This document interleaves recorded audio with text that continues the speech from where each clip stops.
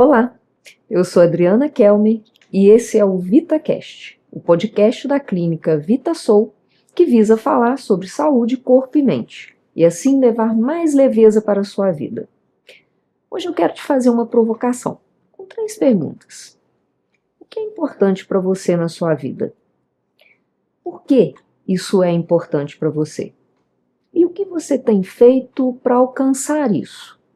Bom, se você conseguiu responder a essas 3 perguntas, então você tem clareza sobre o seu propósito de vida.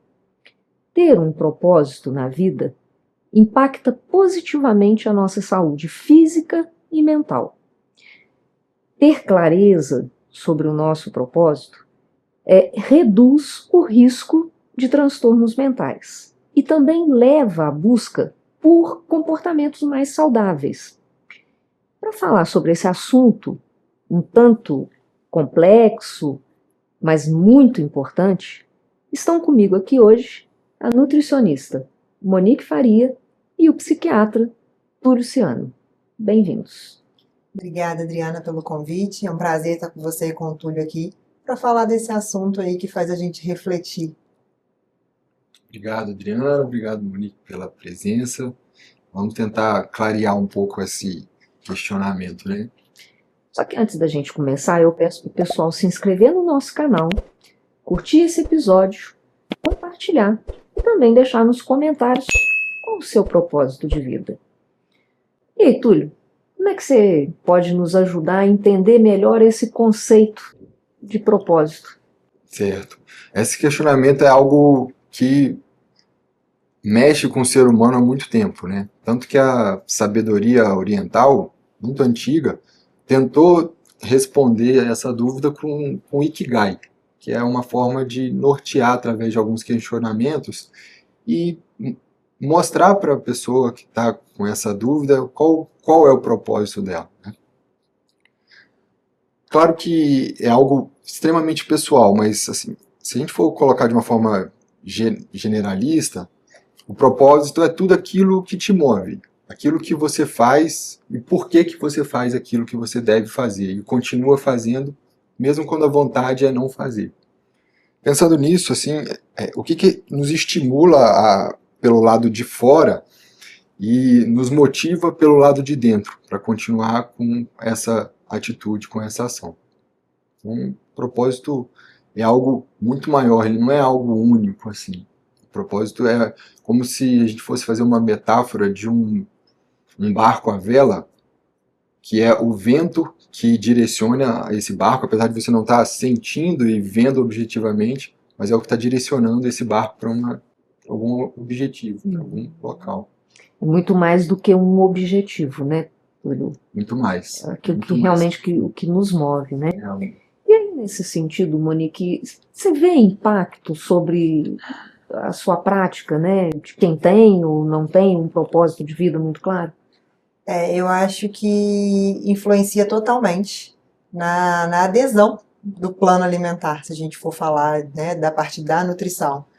O paciente, quando ele chega para mim com aquilo ali muito claro, com um real motivo para a mudança, ele vai passar pelos altos e baixos de uma forma mais leve, né? Ele sabe que se ele escapulir um pouquinho, o propósito dele é muito maior. Então ele volta novamente ali para o plano de uma forma que isso a gente consegue ter mais resultado. E acaba que um dos pontos que eu trabalho dentro, né, da consulta é exatamente esse. Fazer com que o paciente reflita realmente o porquê. Eu quero emagrecer. Mas por quê? Uhum. Qual é o propósito por trás disso? Uhum. O que te trouxe aqui? Perder peso por quê? O que te incomoda? Ou, né, em relação à saúde também. Eu descobri uma pré-diabetes, eu tô com uma hipertensão, eu preciso emagrecer. Mas por quê? Por que agora a gente vai olhar para essa pré-diabetes? Por que agora a gente vai olhar para essa hipertensão? E o paciente, quando ele consegue entender o propósito real disso, a adesão ela fica muito melhor, com toda certeza influencia muito. Uhum. E até para que seja algo duradouro. Uhum. Então, assim, da mesma forma como quem tem um propósito acaba aderindo melhor, Acho que a nutrição aí consegue ajudar as pessoas a encontrarem também um propósito para sua vida, né? Com certeza, a nutrição comportamental está muito relacionada a isso. Então, eu falo sempre, eu não quero que meu paciente tenha um plano alimentar para colar na geladeira e pronto. A nutrição ela vai muito além disso. Não é contar calorias. Claro que a gente precisa contar calorias, porque isso interessa, isso importa sim, mas a gente precisa olhar para a qualidade desse alimento e principalmente olhar para a vida dessa pessoa. Porque às vezes tem gatilhos lá de trás, tem coisas lá de trás que a gente precisa cuidar, e o propósito às vezes está escondido ali. Então, é despertar realmente a consciência nesse paciente. Uhum.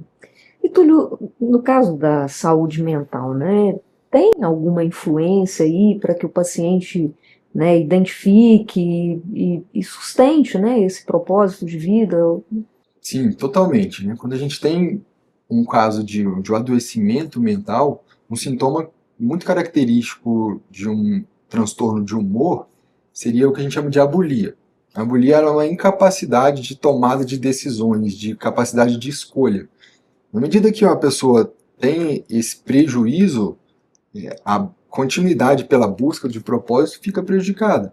Então ela fica como se ela estivesse vivendo no regime da maré. Conforme as coisas vão acontecendo, ela vai só respondendo e não com uma atitude ativa perante a sua vida. E isso afasta ela do propósito e claro, vai afastar ela de uma vida plenamente feliz, né? Então, cabe a nós também, como cuidadores da saúde, restabelecer esses sintomas, né, dentro da psiquiatria para que essa pessoa continue a busca dela pelo propósito. A gente não vai entregar um propósito de mão beijada, mas a gente vai contribuir para que a pessoa busque isso de uma forma ativa, seja protagonista da própria vida.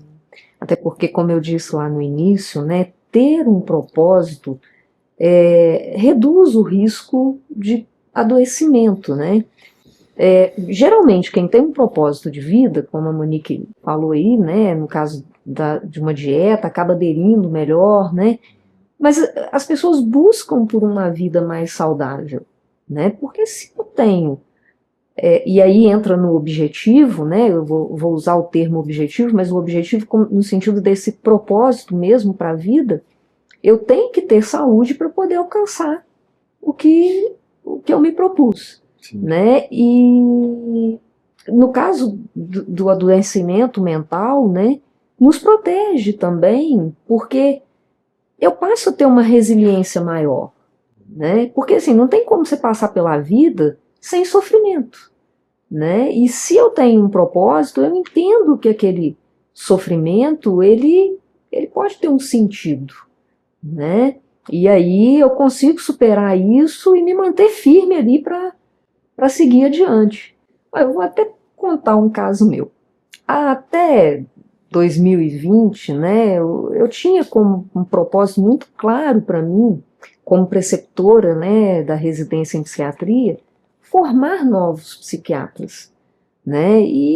Mas a vida ela acaba nos pregando algumas peças que não vem ao caso a gente expor isso aqui, mas isso começou a perder um pouco de sentido para mim. Aliás, perdeu bastante. E aí, depois de muito sofrimento com relação a isso, porque é difícil quando a gente perde algo tão importante para nós, eu reencontrei um grande propósito para a minha vida, que é justamente no atendimento dos meus pacientes, integrar corpo e mente, né? E é por isso que nasceu a VitaSoul, e é por isso que a gente criou o Método DIA, né, para poder oferecer esse tratamento integral. Eu acho que isso é o que me move hoje, né? E vocês são aí meus parceiros nesse propósito. E é muito interessante isso, como que é uma via de mão dupla, né? Porque enquanto você cuida da sua saúde porque você tem um propósito, e o seu propósito faz você cuidar da sua saúde. Então, o propósito, ele realmente, ele motiva, ele tira a pessoa da zona de conforto, ele faz a gente se expor, às vezes de uma forma que a gente não pensava antigamente. porque o propósito realmente é algo muito forte. Ele te empurra. Quando o seu propósito é forte o suficiente, eu estou disposta a fazer, porque eu sei que tem algo muito maior por trás. E isso fazer com que os pacientes despertem nesse sentido de encontrar o real motivo daquilo, eu acho que muda completamente saúde mental, saúde física, parte profissional, muda a vida como um todo, realmente. Exatamente. Essa capacidade da gente conseguir despertar na pessoa uma visão de futuro que faça com que as dificuldades que ela vai apresentar, que ela vai enfrentar nesse momento façam sentido encontrar um objetivo maior, é algo que dentro de todas as possibilidades de propósito, seja propósito financeiro, de família, de saúde, façam que essas dificuldades sejam transpassadas de uma forma mais leve, né? Isso é algo que a gente pode facilitar. Bom, e aí eu vou dar uma aqui de terapeuta, né? Eu quero saber, vocês têm um propósito? Vocês conseguiram responder as minhas 3 perguntas? Quer começar, Tilly? Bom, eu penso que o propósito é algo único, assim, né? Cada um vai ter uma forma de pensar sobre ele. Quando eu reflito sobre isso, o que eu vejo é que o meu propósito é crescer e contribuir. Quando eu falo de crescer, eu estou falando de crescimento pessoal, de viagem, de me divertir, de evoluir financeiramente, de conhecer outras culturas, mas também contribuir de igual intensidade com a vida das outras pessoas. E esse equilíbrio é o propósito. O quanto mais eu conseguir fazer com que essas situações sejam de forma... O tanto que eu conseguir aproveitar e o tanto que eu conseguir contribuir para a vida do outro, eu acho que eu vou me aproximar mais do meu propósito dessa forma. Monique? Bom, momento confissão? Momento confissão. Eu acho que eu tenho, né, um propósito pessoal que realmente tem relação com a minha saúde. Para começar, a gente está permitido contar a história, né? Tá. Eu venho da enfermagem, então trabalhei dentro de um hospital, vivi aquela realidade de um hospital onde o paciente chega ali muitas vezes para cuidados paliativos, porque a gente não tem muito o que fazer mais. Então a gente começa a lidar com esse sofrimento, sabendo que a maioria daqueles casos poderiam ser evitados por um simples mudança no estilo de vida. E principalmente na questão pessoal, porque a minha mãe teve um câncer quando eu era criança e eu fui treinada a sobreviver sem mãe. Realmente, né? Era um ciclo se repetindo, isso havia acontecido com a minha avó. Então, quando eu comecei a ter que fazer os meus exames periódicos, eu acho que foi onde eu encontrei o meu propósito pessoal de autocuidado. Justamente para poder realmente cuidar da minha saúde, né? Eu brinco até nas redes sociais, é inegociável. E o inegociável não é porque eu quero ir na academia simplesmente, porque eu quero comer bem. É porque realmente é um propósito de vida para mim viver por longos anos e com qualidade. Então, é realmente inegociável isso para mim e esse é o meu propósito pessoal. E aí acaba que ele se encontra com o meu propósito profissional, que tem essa parte da enfermagem, né? Eu olhava para aquilo lá e falei, gente, não pode ser assim.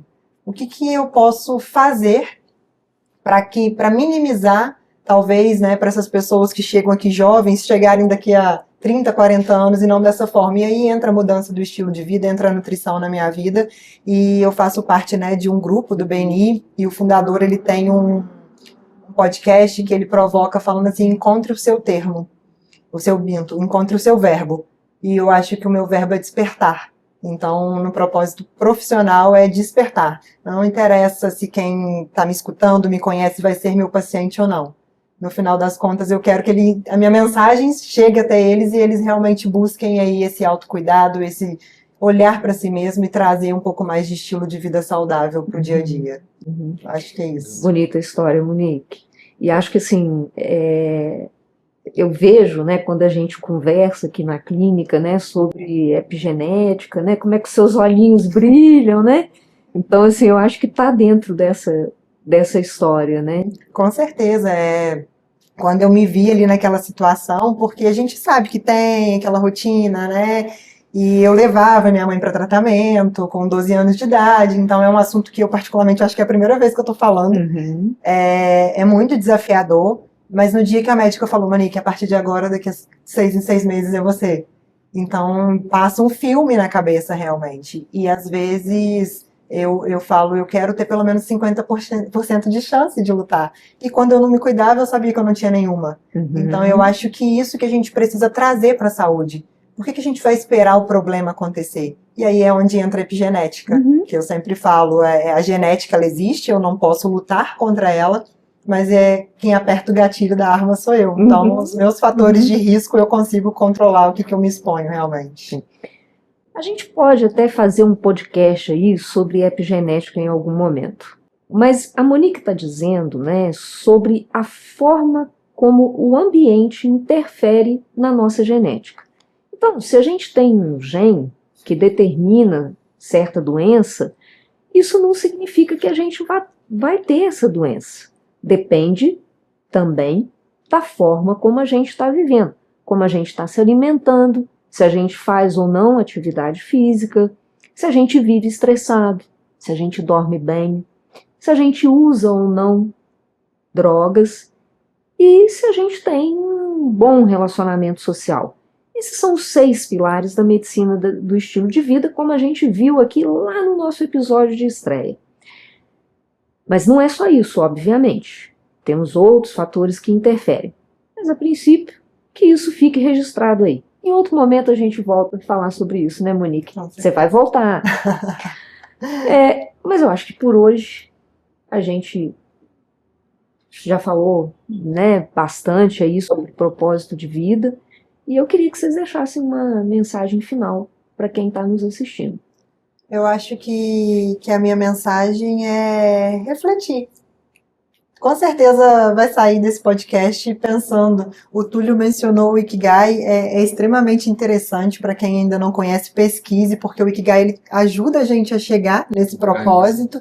Então ele organiza a nossa mente em relação a isso, é uma ferramenta bem interessante, mas é sentir. Propósito a gente não escolhe, nós somos escolhidos. Uhum. Exatamente, ele vem de fora, né?